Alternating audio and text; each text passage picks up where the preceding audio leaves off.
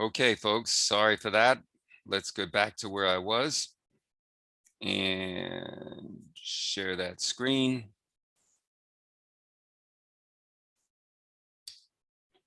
Okay, so this is our header screen. As I want to mention everybody, today is Friday, June the 4th, 2021. And this is a scheduled Zoom meeting of the Deerfield Beach Computer Club.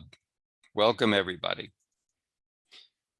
Oh, welcome to class. That's what I always showed you anyway. So here we go. I don't know if you can see the top statement. I had some fantastic errors here going on, but it says DBCC mission, and I want to focus on this before we do anything else. The first thing that we do is to help people to understand and manage their technology.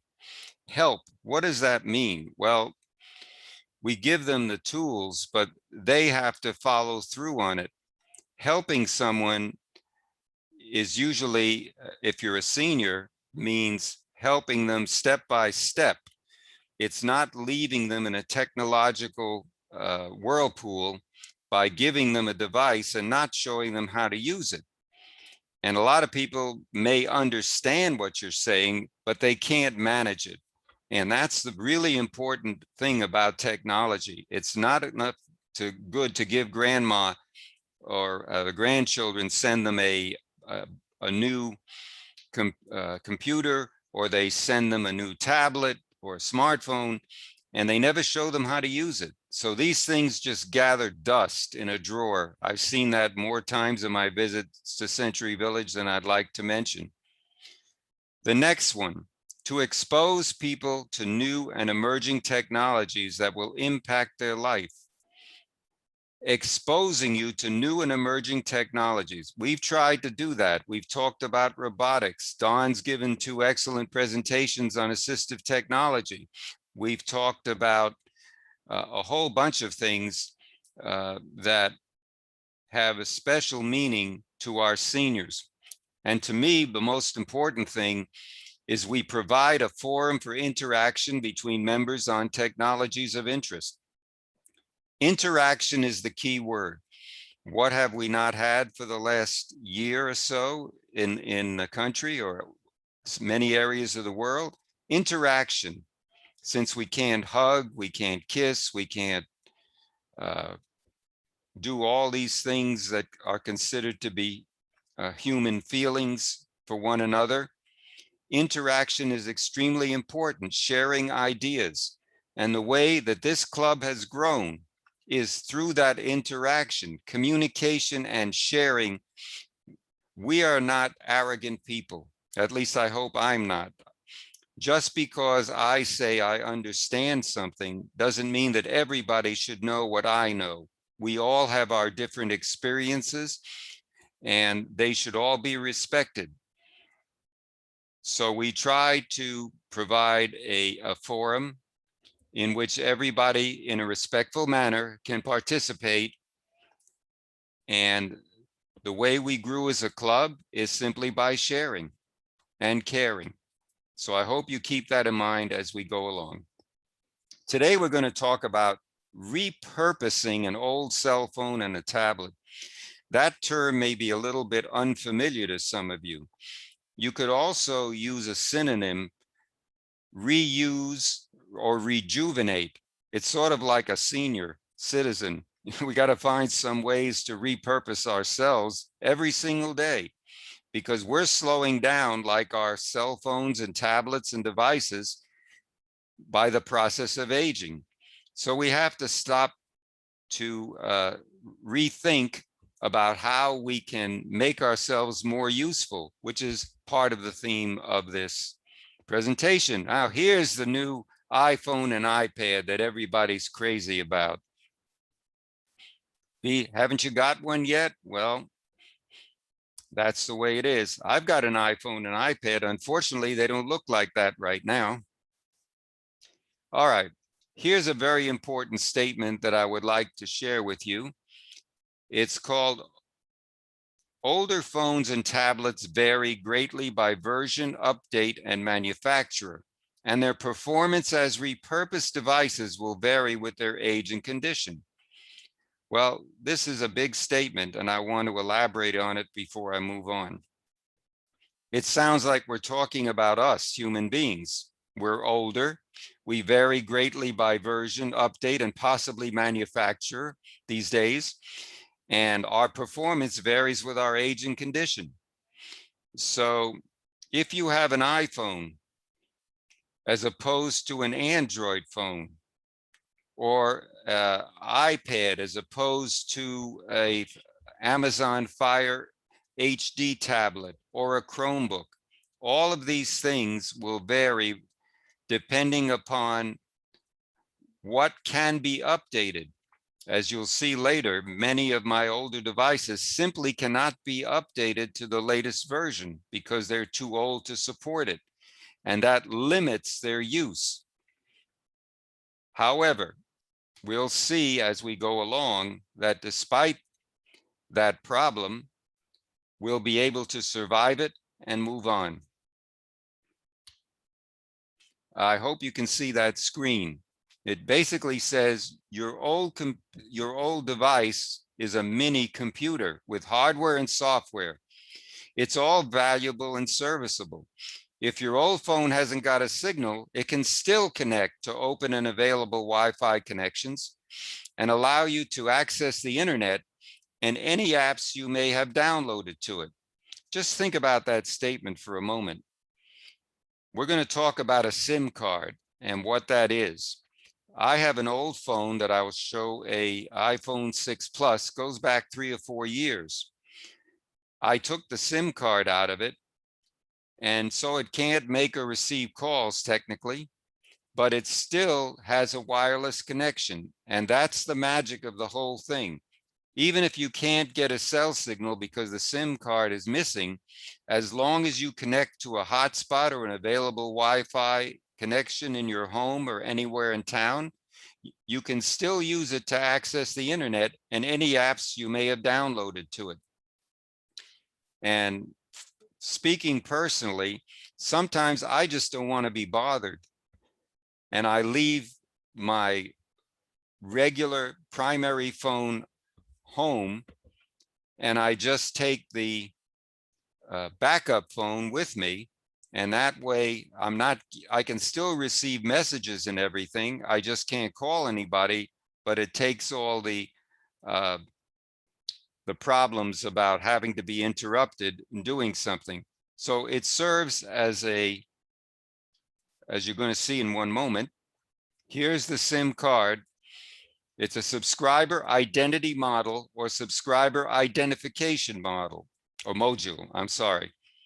It's a small memory card that contains unique information that ties it to a specific mobile network. Now, often when you go into a store like AT&T or Verizon or T-Mobile, they're going to have a SIM card there that has information that ties it to their network. Literally, it permits users and subscribers to use their mobile devices to receive calls, send SMS messages, or connect to mobile internet services. Now, SIM cards come in many varieties. They can be called SIM, or they can be called nano SIM, or some other identifications. But these module cards are extremely important. And most importantly is that they're very sensitive. The way that you take a SIM card out of a tablet or of a phone is there's on the right side, there's a little slot there, a little hole.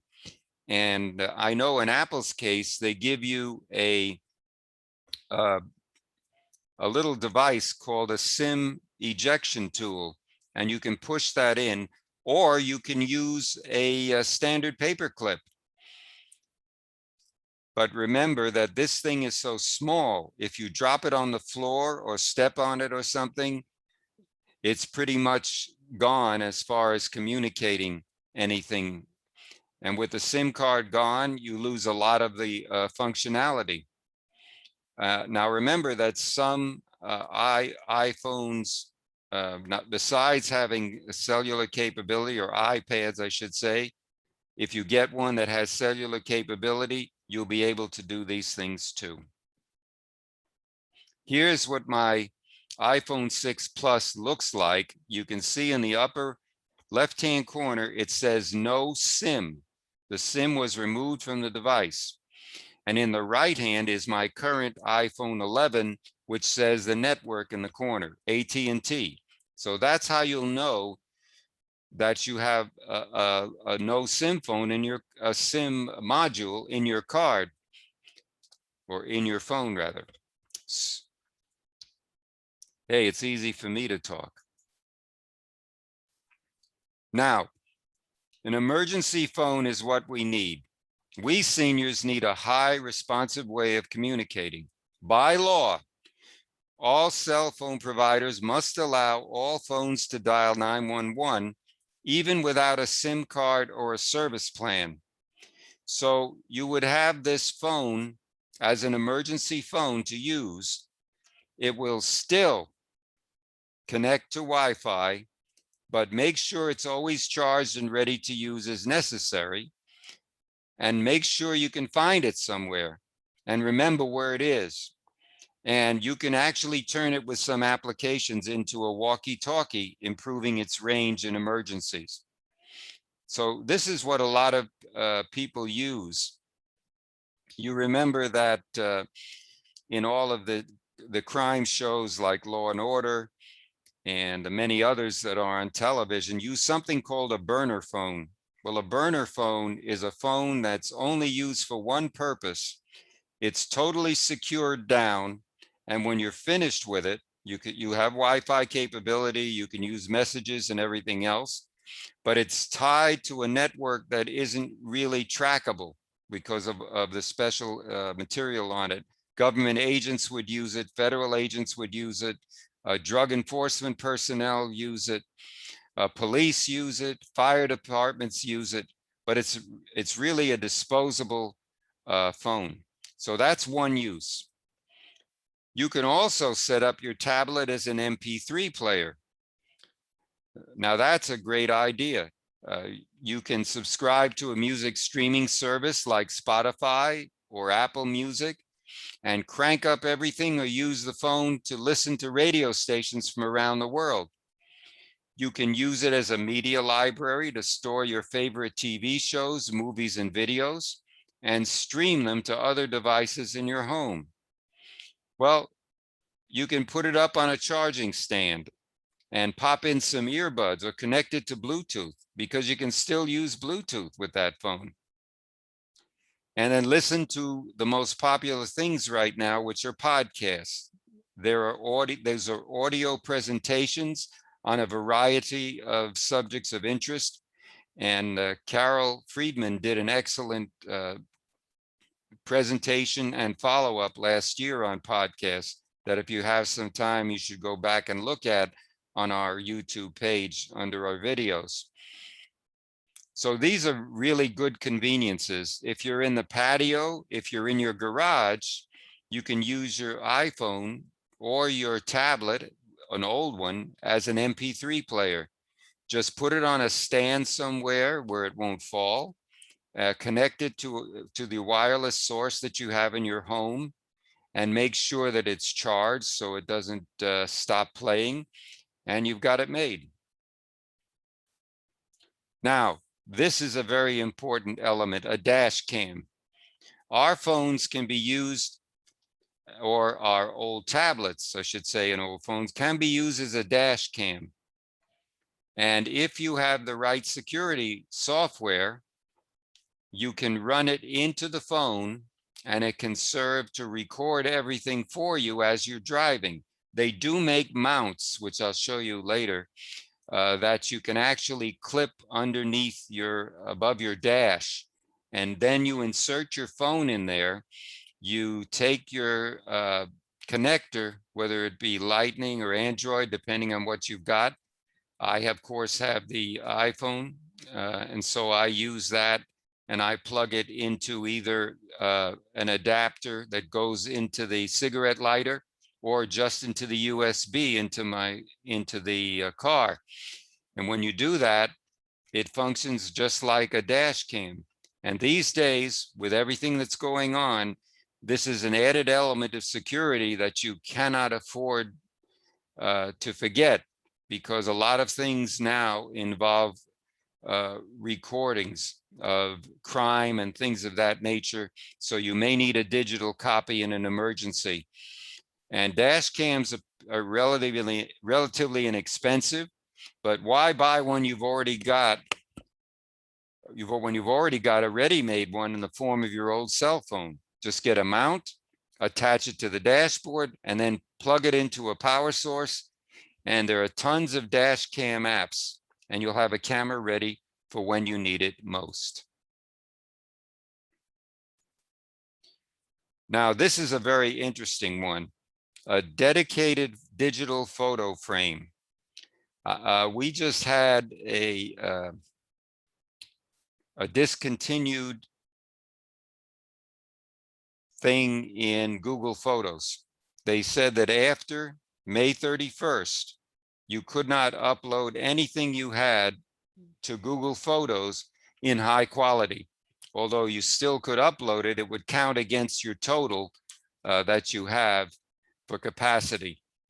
Well, I managed to download 1,000 or so photos off before that deadline ended at midnight. And one way I have used these is a dedicated digital photo frame. You can use an old tablet that way. They have much better screens. And as long as you've got the internet there, they also provide app support that you can download, and you can create perfect slideshows. Wouldn't it be nice to repurpose an old tablet, or probably better than a phone because they're much larger, better screen size? Wouldn't it be great to just have something like that running in your home with pictures of your family and everything else? Absolutely free. You don't have to go out and buy one that does that when you have something that you can repurpose or rejuvenate or give life to it.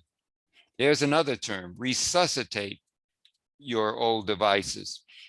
So give your phone frame to a loved one and they will always see your up-to-date photos. All you need is a power source, a Wi-Fi connection, and preferably a cloud account. So if anything goes wrong, it's stored up in the cloud and it can be retrieved very easily. You can do that with Google Photos. You can do that with the iCloud, and you can do it with other types of things. You can use your old cell phone to keep track of the weather in your area. With a Wi-Fi connection, you can download apps, or you can use existing apps for your area to keep track of the weather, let you know, set up alerts through your settings. And you can place it on a stand in the kitchen and turn it in portrait or landscape mode. A lot of people put things in landscape mode because it's a wide view. It's a 16:9 view as opposed to the portrait mode 4:3, which is much smaller. So you see a lot more when you use these things in wide mode. And then you can see weather apps, like the default ones, normally the Weather Channel, things like that, or Yahoo Weather, or for the iPhone, you get a default weather app, and you can use them to download it and set it up, and you can set up your weather alerts. And as long as you have that wireless capability, you can just go ahead and use that.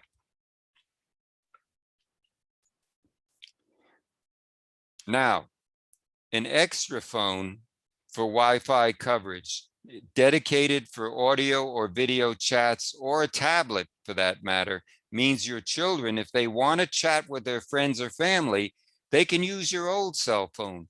How many times do the kids come over and they grab your cell phone or your tablet and they start messing it up, and before you know it, you don't even know where your stuff is?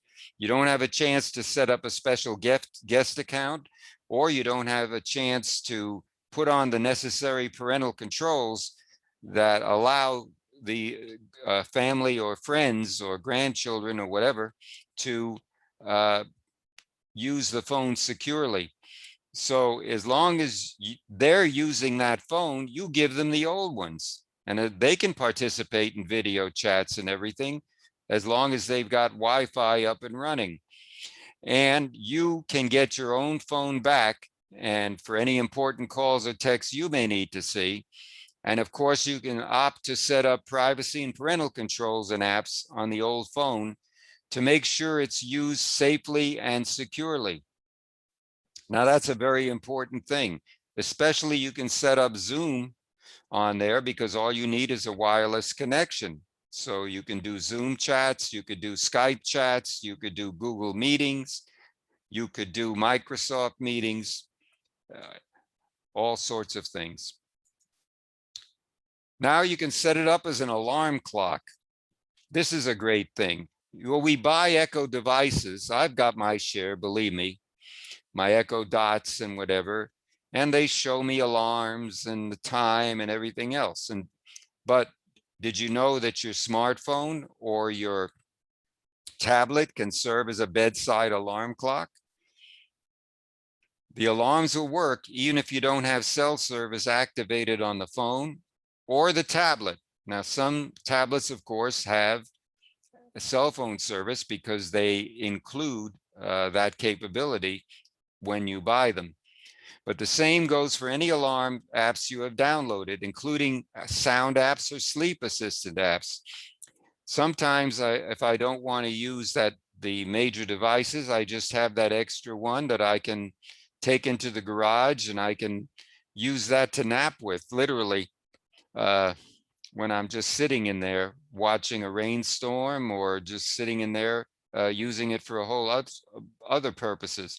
You can even set the alarm to wake you up to your favorite radio station or playlist. You can do that on a phone. You can do that on a tablet. And you can do that without a wireless connection. No, I take that back. It's better to do it with a wireless connection, because then you'll be able to manipulate the information on your device. Now, here's a great thing. I'm sure everybody does it. Mom's in the kitchen, or I'm in the kitchen, or whatever. I like to place my old iPhone or tablet on a stand. And there's so many stands you can buy. And we're going to go over where you can buy all this stuff at the end. Put it on a stand in the kitchen to watch TV. Or you can go to YouTube and look up a recipe. It functions just as well as one of these big tablets, and the smaller ones may not have a bigger screen size, but they function just as well wirelessly if you have that capability built in, and all of them do. People love them because their size and portability. And trying to use an iPhone or an Android phone for this is a little cumbersome, because the size, moving it around horizontally or vertically, makes it a little difficult to see. So this is a great use for an old phone or tablet, and everybody does it. Grandma would love it. You know, just give her an old tablet or something that has wireless capability, or an old phone, and just set it up for YouTube and show her how to bring up her favorite recipes. And that is a great, great use. And you get how-to videos, catch up on your favorite shows. And if you want to pair it with a Bluetooth speaker, you'll get a substantially better audio experience. You can even connect it, if your tablet has Bluetooth, to a headphone, and just listen to it right in the kitchen, or use earbuds. There's a whole lot of possibilities if you want to look for them. Well, where do you get all this stuff? I'll tell you, I've been to all these places. A lot of these are local, and Amazon, of course, is your #1 source. They, especially the Amazon Basics, which is a great proprietary product that they put out, is as good as some of the more expensive products you buy in the department stores. eBay, of course, is a great source. A lot of things are in the eBay marketplace, just like Amazon has a marketplace, and you can get great bargains there. I've been at Costco several times this week just because I wanted to see what they had, and they're loaded with tablets and of Android. I got Chromebooks, they've got Fire HD things. BJ's is another place. These and Sam's Club are warehouses, and they stock a whole bunch of old tech stuff as well as new tech stuff. Walmart is a great place to find stuff you can't find anywhere else. They have an amazing supply of old tech gadgets that are very useful for doing all of the things that I have discussed. And right around the corner from you guys is Computers Direct.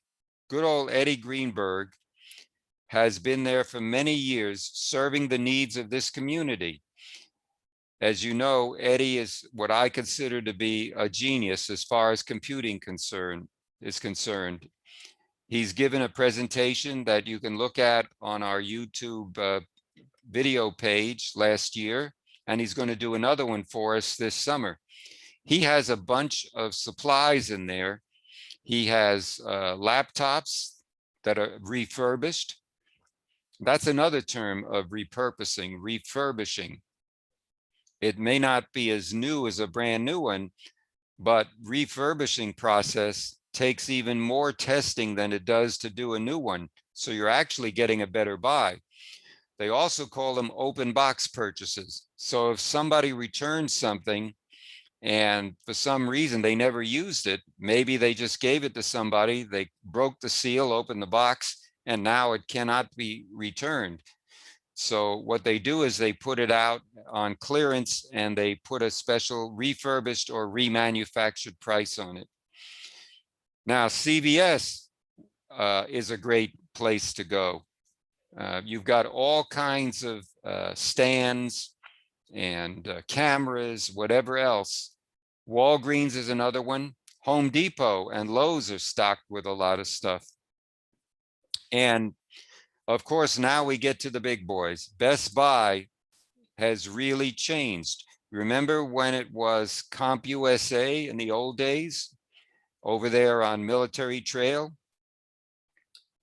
and Hillsborough, and Hillsborough, and it was quite a big store, and then it got taken over by Tiger Direct and by somebody else, and it's still standing there. Nothing has really replaced it. But Best Buy has now grown into a first-class A1 store. When you walk in, you don't just buy tablets and cell phones, you buy appliances, you buy CDs, you buy DVDs, you buy movies. It's really a great place to shop. And now, of course, with the COVID rules in place, you can do shopping where they bring it directly to your car if you don't feel comfortable in entering. And here's another little place, Bell's, I think it's pronounced. Bell's is like a department store. They have one right on Federal Highway, and they also have another one up on Sample Road in the shopping center there. They're a small store, but they have a lot of tech stuff. And I advise you to go over to your local Bell's when you get a chance. They also have one by us on Route 441 on Winfield Boulevard, where the Presidente Market is. So if you get a chance, check that out too. Another great source is the Festival Flea Market. Wow. They have so much stuff there that it's unbelievable. They have vendors with a lot of cases for your devices, for tablets, for cell phones. Their vendors are excellent, and I encourage you to visit the flea market when you get a chance. And of course, let's not forget the dollar store. Yeah, it's $1, but you do get your money's worth in many cases. There are a lot of things in the dollar store that people just bypass, or the general store, Dollar General store rather, that really are useful. They have a special section in electronics. And if you have problems finding adapters and connectors for the oldest devices, for $1, you can't beat the price. And next, the liquidation store. I don't know if you've ever been to the liquidation store. The one that I go to continuously is called Off the Truck. And it's right there in the same shopping center on 441 and Winfield Boulevard, next to the Presidente Market, and over there where the Bell store is. They get products from China, from all over the world, and they sell them at liquidation store prices, which are extremely discounted. I've gotten stuff there. I've been going there since last Thanksgiving when they opened, and I've been getting stuff here for my computers that would cost you maybe 50 or 75% more. So you can look it up. They're on Facebook. I recommend them. The Off the Truck, it's called OTTL, Off the Truck Liquidation Store. You can look them up online, and I encourage you to visit them. They're operating at different hours, but they're on 7 days a week. And if you're on Facebook, they have a special Facebook page where they take videos of all the items in the store. You won't believe what's in there, what people have picked up. I can tell you for a fact that there's items there that are worth $300 or $400 that you'd pay for a retail store. You can get them there for possibly $50 or less. And don't forget your mall stores. They're still there, although a lot of people do not go to them as much, I guess, as they used to, but there's still kiosks there. They're still selling a lot of the high-end stuff. Nordstrom's, I know, does sell it. And Apple stores, of course, sell it. Finally, let's consider the Ross and TJ Maxx, Burlington, and Five Below. I love Five Below. It's right there in the Hillsborough Boulevard in the Deerfield Beach Shopping Center. It's an amazing store. When you walk in there, there's tech all around you, wall to wall. You can pick newer tech or older tech, and they have a great return policy, as a lot of these stores do. So I encourage you to visit them when you get the chance. Finally, Ross, TJ Maxx are another great source. You walk in there and you see tech all over the place as well, especially cases for tablets and phones, webcams, which a lot of these places now have. That was a very difficult item to get during the pandemic because everybody wanted a webcam because they were doing Zoom conferencing. So webcams sold out. And right now, as parts availability is starting to return, so are these devices that were very scarce during the pandemic times. Burlington's a very nice place also.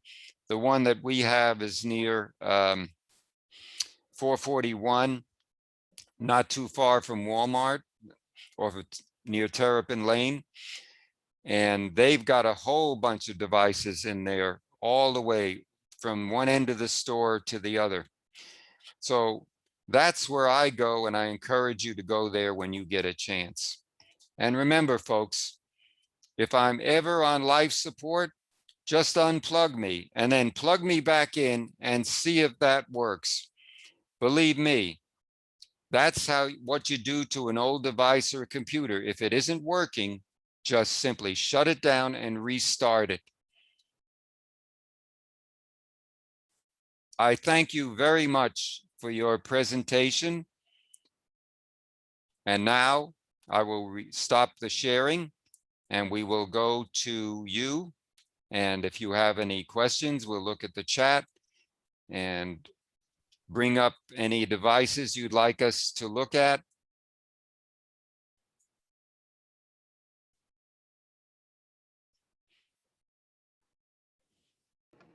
Yes, Okay.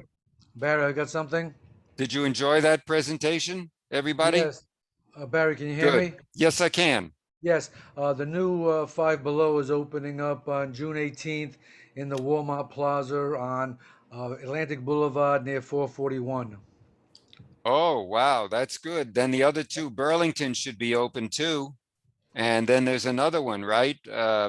Steve, that's the third one that's opening that they're building. I think it's a TJ Maxx. I haven't been So following that. Barry, Yes. there are several people who've been doing some interesting things with their technology, and you have with yours also. Bob, are you still on? Yes, I am. Do you want to share what you've been doing with your old phone and using it as a camera or security device and whatever else you may have to share? Okay, hold on a second. And let me get to, And while he's looking, if other people have been using old devices of theirs, phones, tablets, or even computers in any of the ways that we've been talking about or things you've been wondering about, get ready so you can ask questions or share too. So what you got, Bob?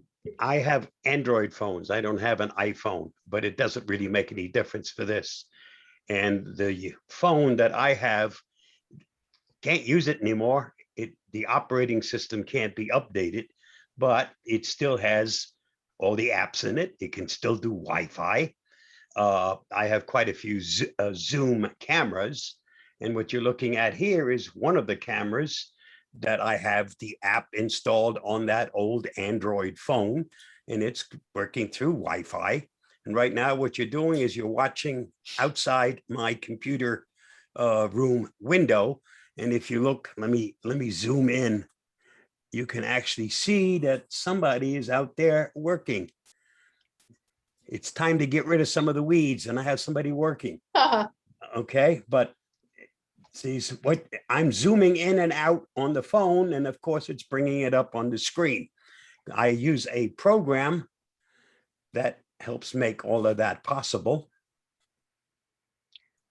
So Bob, are you saying that you have a camera set up out there and then you're using your phone to operate it, or you're using your phone as the camera itself? No, in this case, it's a camera, and the camera is a Wise camera. I have the Wise app on the phone, an old phone that's no longer used as a phone, but I could just as well have used the camera itself. I mean, the phone itself, because we all know phones are great for cameras. So that you can also just simply use a phone, mount it, and use the phone as a camera. And if you have an Android device, there's an excellent program called Visor, VYSOR, and it makes what you can do on an Apple seamlessly happen with an Android device, because you can't do the mirroring doesn't exist on an Android device. So did you say VYZOR or SOR? VYS as in Sam. Yep. Got it. OR.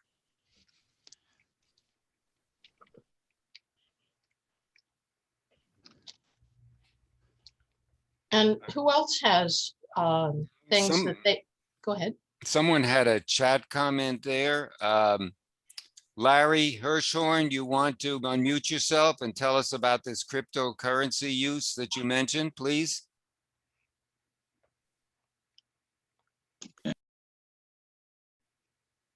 Not staying. Oh, there we go. Good. I actually haven't used it as a hardware wallet yet.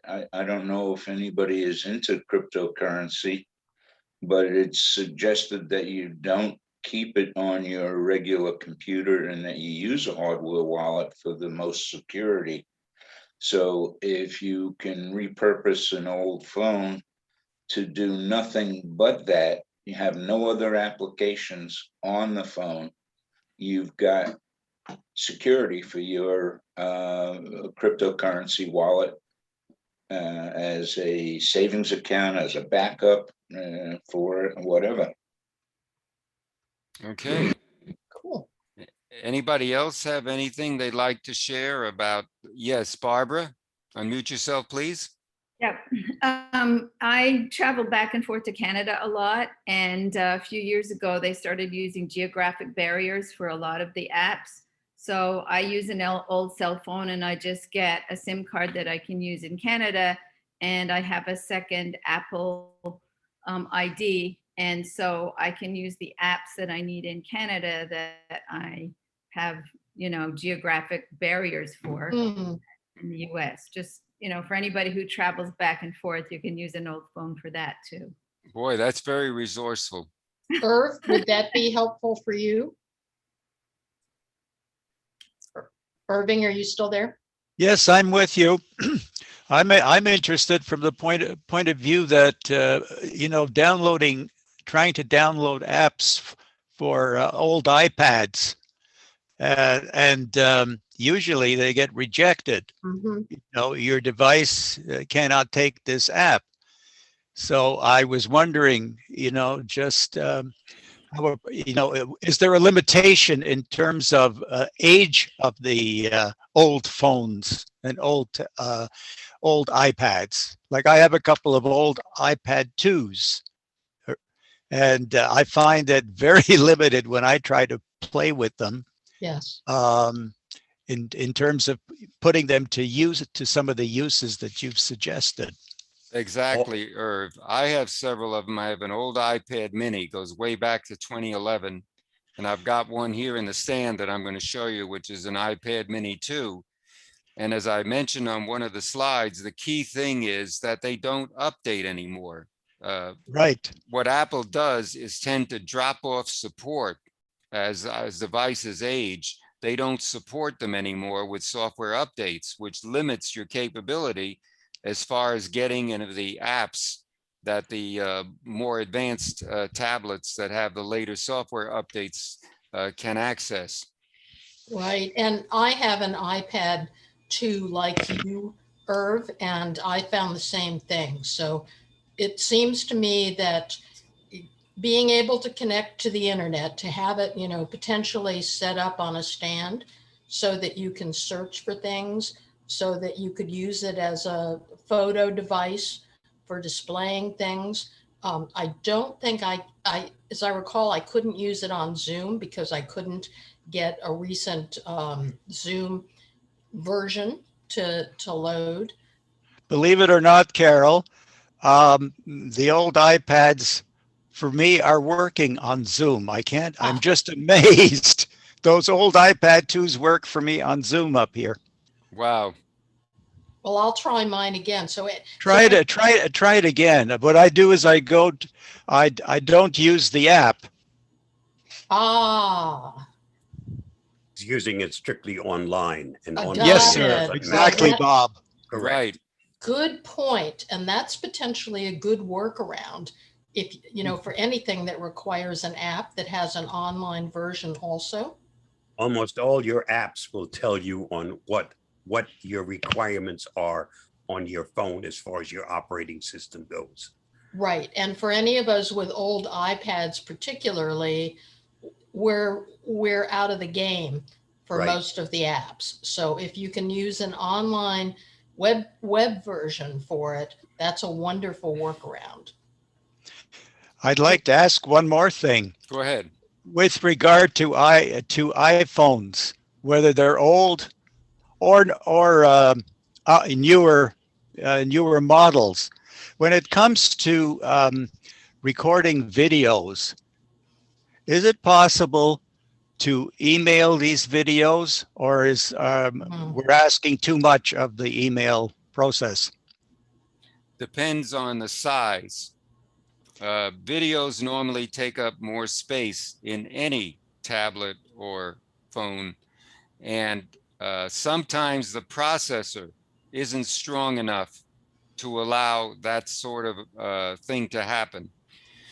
Most of the newer phones and tablets have a much faster, robust processor that will enable you to do all those things without hesitation. It's sort of like multitasking and things. You're able to do on a computer more things with a computer with more processor power. You can have a lot of windows open or a lot of activities at the same time. So I think that same thing. Does that answer your question? The chance or that you can send it just straight as a regular attachment by email is probably very slim. You got to But what mute you somebody. can- It's But what You're usually, absolutely right. That's what I tried last night. I had one, yeah. But I what you think it was can 3 do, minutes worth and it wouldn't go. what 1 you, minute worth wouldn't go. what you can do potentially, if you can run Google Drive on that, on whatever the device is, load it to Google Drive and then share it as a Google Drive link. And that Bob? way you can do it. Excuse me, Bob, we got some feedback there, audio feedback somewhere. Oh, it's probably from me that somebody just went by with a device. Oh, So great. did you hear what I said, Irv? Yes, thank you. I did. And for other Google people, Drive. Yeah. yeah, for other Any- people also. Anytime you have a video file, share the link. Don't share the file or attempt to send the file. Send them the link to YouTube or wherever you may have it stored, and then grant them access to view it through that link. Yeah, the Google link is great for that, Bob. Yep. And that's the easiest one for most of us because most of us don't have a place to store things Mhm. that other I people just, can access. if I can just add, these were a couple of videos that that we made ourselves, as opposed to getting them from somewhere else. Mm-hmm. It really doesn't matter. Doesn't matter? Okay. No, it's going to become, it's a file, you know, in any case, whether you made it or it's produced somehow. Yes. So, you know, if you can then upload it or download it, whichever way it is, Okay. to Google Drive, then you can share that link. Many of you probably don't realize that if you have a Gmail account, you also have a YouTube account. All you have to do is start using it. And there isn't any limit. Just upload the video to YouTube. That's and then right. share the YouTube link. That's what I do with the Right. videos from here. I post them. They're compressed. Well, They they have some limitations when you first start out. You have time limitations. The video can't be longer than a certain amount. And the more you use it, the more rights you're granted. Some of us, we have no limit as to how long a video can be to upload to YouTube. But even for the average person, have a video, upload it to YouTube. Get your YouTube channel and then share your videos. Excellent idea, Bob. Yep. Excellent. It's free. It doesn't cost any money.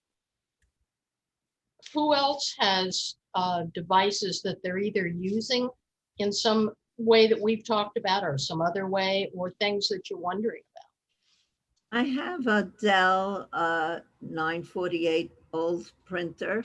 Should I trash it or donate it?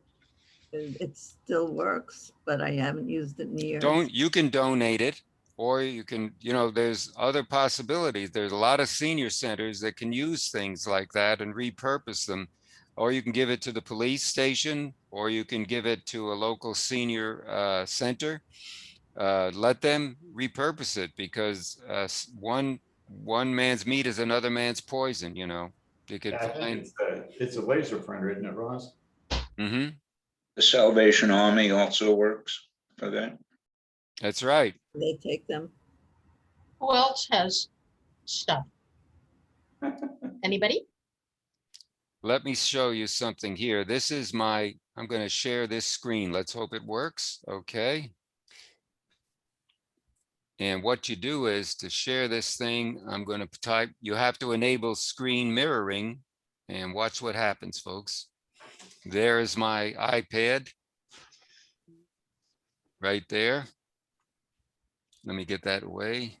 This is very cool for anybody with an iDevice. Yep, this is, you're now seeing my iPad mini, and you can tell that because I always label my devices by going over to about. When I name them, sometimes I just say what it is. That's an iPad mini 2, and the latest version of software it takes is 12.5.3.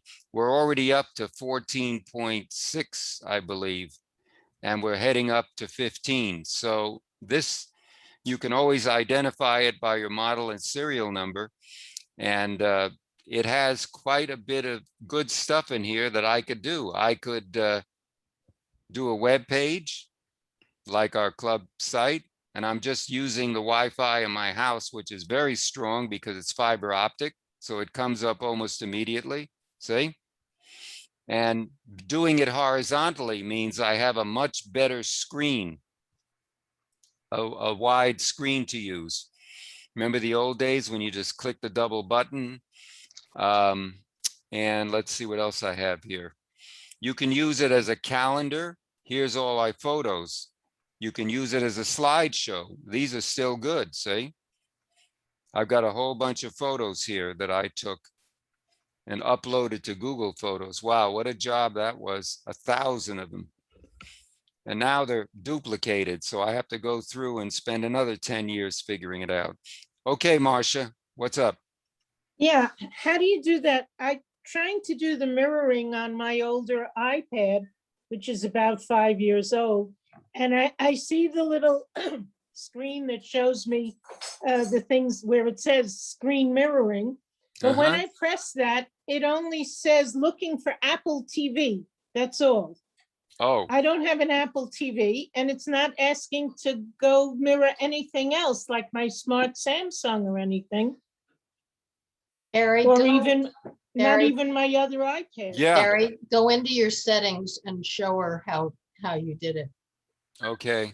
Yeah, because I need to know that too, because I need to do screenshots. I signed up for school and I'm studying architecture now. I'm back as a freshman. All I right. need to take pictures of the pictures that I do in my book, and I'm not getting it to link either. What you do is very simple. You go to your, assuming we're using Zoom, all right? When you share your screen, it will show you what screens you have available to share. One of them is iPhone or iPad. You click on that particular option. When you do, it will give you suggestions. Number one, you want to turn on screen mirroring. So you go down and swipe down and you click on that. And it will come up then as Zoom DBCC. Once you click that, So So do Marcia, I- you can see he's got Barry's Apple TV there and some other things. right, Zoom DBCC is available because he's in a Zoom session. that's correct. All right, do I need to be in Zoom or Blackboard or something like that to be able to do the mirroring? It sounds like. Yes, Yeah, it does. right. You got to be in a Zoom session because you're going to you're sharing your screen, but the screen happens to be an iPad or an iPhone or whatever it is. Okay. Now- So Trying to do it in Barry, Blackboard. Barry, Uh-huh. are you connected to Zoom on your iPad, or is it finding your Zoom connection on your computer? It's finding the Zoom connection on my computer. Okay, and because it's also on the same Wi-Fi system. That's correct. So Marcia, you can try that and see if that works. You want to walk me through that again? Yep. I'll start it again. I'll go out of it. Wait. Let's see. I'm going to stop sharing it right now. So we're back to normal here. What happens is you want to go to share. First, you hit share screen on the bottom. Then you will see a box there that says iPhone/iPad with an arrow there that looks like a screen mirroring. Barry, icon. go ahead. Barry, go ahead and do it so she can Okay. see what you're seeing. All right, here we go. Now, you see that? Not yet. It hasn't come up yet. Okay. Give it a sec. Mm-hmm.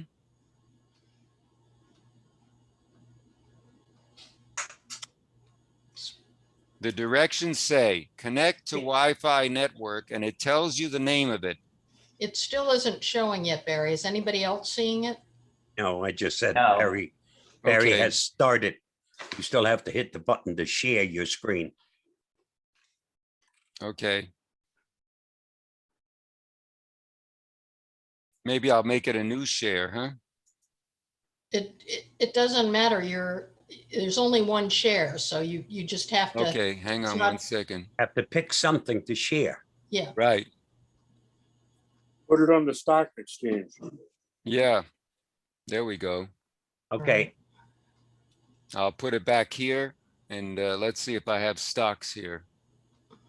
I think that was a default. Barry, go back to it. Go back to where you were. Okay, Yeah. I'm here. Go back to the mirror screen. Okay. what's it under, settings or what? It's under the it's not settings. It's under the what do you call that? Where you slide up from the bottom of your. Yeah, iPhone. the slide up at the bottom. You're right. You should be able to go through the whole process from the beginning, from your shared screen. So if you show your whole share the desktop, and then you show where, whatever the next step is, then people can easily see it. Yeah, it's like a widget. It's like a widget or something. There it is. And you see Zoom? Do you see No. that? No. Yes, You do Yeah. see that Oh, on the yes, screen. yes. Zoom. That's what happens when you click the iPad, iPhone button on the selection, and then you immediately go to your device that you want to do screen mirroring on and enable it there, and it will automatically take the device and put it there, and then all you have to do is click on it, and there it is. Okay, well, hopefully Marcia can figure that. It's a If little not, hard. I'll send you the information, Marcia. Okay, I'm not looking to do it so much for Zoom. I was looking to do it from my television, connecting my television and my iPad with mirroring. Can I do Oh. that? Well, I'm Yeah. just, yeah, there it is. You see that LG WebOS TV UK 630? That's my TV. Okay, well, How I'll did- try that. I'm not in the room with the smart TV right now, so I'm not going to try it, but I will try that a little later. And it Okay. may involve Bluetooth as well. Yeah, no, my Yeah. Samsung comes up just fine. Yeah. Okay. So let me unshare this thing. So one of the things I'm thinking of doing, and Bob may have a comment on this, I've got an old Acer laptop that's, fairly large and fairly slow that I haven't used in quite a while. And I'm considering actually putting Unix on it and stripping things off it so that it runs more quickly, and then using it potentially for either Zoom sessions or other things. Did you say Linux?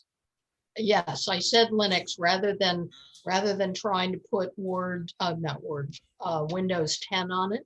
Oh, yeah. So Bob, what do you think of that idea? I don't know if there's any restrictions within Linux, whether it acts different under Linux than it does under Windows. So there may be some things that you can't do under one operating system that you can on a different operating system. I think the way to find out, the best person I know on this is John Kennedy. He's the Linux expert for APCUG, and you'll probably find a lot of his videos on YouTube on how to do everything. Is that accurate, Bob? Actually, Probably. why not simply ask APCUG? Yep. You guys are members. Yeah. Yep. Why not ask John if he can show you how it's done? He's always happy to do a presentation. Thank you. So, that's another thing for people to think about, is whether you've got old, slower computers. You know, we've talked before about some other things that you can do with them. But once again, this is another opportunity to think about stripping them down or making them single purpose for, you know, for some use that you don't want to have loaded up on your other devices. Any other questions or comments that anybody else has? Well, let me show you something. Carol, Go ahead. you might also want to consider just changing your hard drive to an SSD on that slow device. And you Yeah, will all of a sudden have a speed demon on your hands. Absolutely, and that's what I did with my desktop, but it's not worth it, you know, for this computer probably. Now, here's a stand. You see that? Nope, you're This not is- sharing. Oh, you don't see anything? Okay. Nope. There, I saw it there. Yep. I did. See that? Hold on a You second. must be showing it. Sorry, Yeah, let's go back I'm to sure. speak. Yeah, I'm showing it. Go right ahead. on the- Yes. Now we got it. I Yeah. Okay. spotlighted Yeah, you. okay, there you go. That's the kind of stand, or the one that I've got my iPad on, the old one, is this one. And I've got one like Barry's also. And you see it goes up and down, Uh-huh. and it can adjust itself. This is great for a video chat. We just put the iPhone in, or the iPad tablet in there, and we can chat with the family. And I bought mine on eBay for $10, I think. Yeah. Here's another one that's unusual. I got this with a recipe book. This is a hook type thing. See it? And you just put anything in there. It's amazing what this stuff fits. You just pull it apart like that. See? And there's a slot here.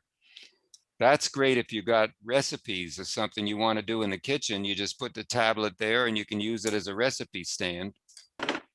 Here is a great thing that was on QVC. It's called Go Donut. Godonut. And I bought it last year, and it swivels. It actually goes around, so you can put your phone in there or a tablet. Let's see. Here I've got my iPhone 6 Plus, the old one. So you can use it as that way, or you can just turn it around and swivel it just like that to go to different angles. It's amazing. I think they still have them. So you go to QVC and look at Go Donut, G-O and D-O-N-U-T. CBO says it's up in the back. Yep. And then I get something like this. I got so many stands here. Marsha, I'll bring you up in a minute. Okay. Go ahead, Marcia. I just wanted to say, we got these cases for iPads from New Trent, and it has a built-in stand that swivels around also, so you can put it how you want it. And Oh, then that's it just great. lays flat the rest of the time. The only problem is after a lot of usage, the spring often pops out and it becomes useless, and they don't repair them at all. There's Right. no way to repair it. You have to buy a new case. But it is a very, very useful case with a handle for carrying and Show it a again. way to prop it. It's called New Trent, N-E-W-T-R-E-N-T is the company. Show it again. You show Oh, it. sure. It's a case for the iPad, a hard case. So it does make it heavier, Oh, but it's very good at preserving them. And then this just comes down and picks back up again, and it's got a handle. oh, you can that's carry it. great. And what New Trent? Is it one word or two words? One word, And how much was it approximately? 20-something. $20-something And it's, where did you get it online. What, do you remember the site? Was it eBay or was it New Trent? No, it's New NewTrent.com? Trent, Just do a search. newtrent.com. Okay. Yeah, it was something our son-in-law had led us to a couple of years back. And if you go to Amazon, you can find a ton of similar things like that, and maybe even that one. Yeah, I think Okay. actually that one is sold on Amazon also. Okay, folks, I want to thank you all for participating in this. As I say, it's you that gives me the energy to do these things. I hope I've gave you a good presentation. It was sort of something I had to do at the last minute because whatever, it doesn't matter. So I got my feet wet a little bit, put my toes in the water, and I think I survived. Now, the next class is coming up 2 weeks from today, which will be the 18th of June.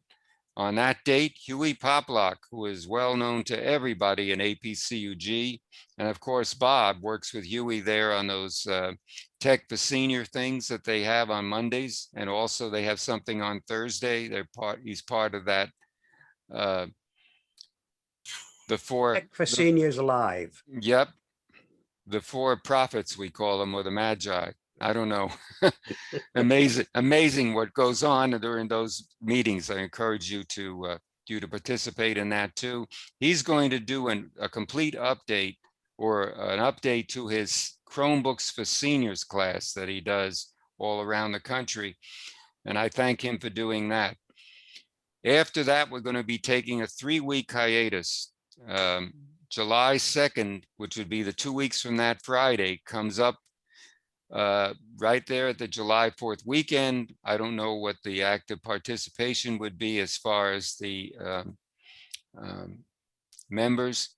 So we're going to move over up to July 9th for the next one. And that way we go back on our first and third or every 2 Fridays or something scheduled. So do you have any other questions before we end the meeting? Okay, everybody. Wave goodbye, stay healthy, stay safe. Thank you.